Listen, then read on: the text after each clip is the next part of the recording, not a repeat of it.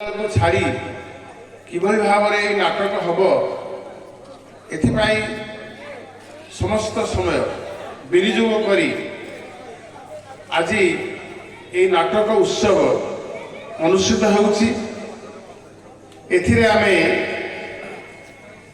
अतिथि रूपे पाइचे आम बांकुई देश ग्राम पंचायत सरपंच श्रीमती रश्मिता राउतराय को आम अतिथि रूपे पाइचे।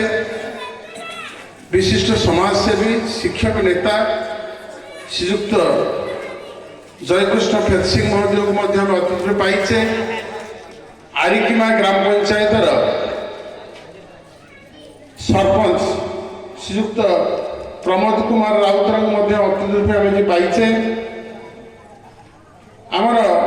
आम साईर नाती पुओ मंटू को आम समिति सभ्य हिसाब से पाइचे।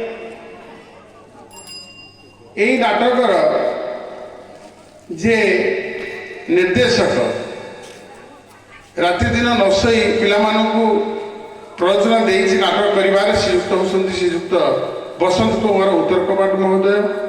तांकर उद्यम अत्यंत प्रशंसनीय।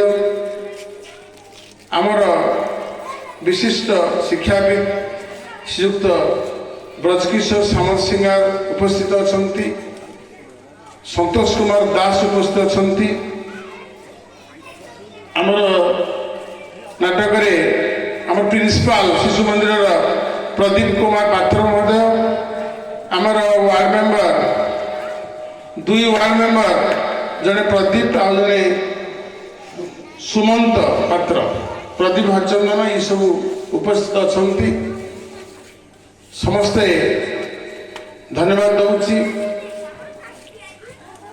खूब कम समय पाई आम उद्घाटन उत्सव आम करवा।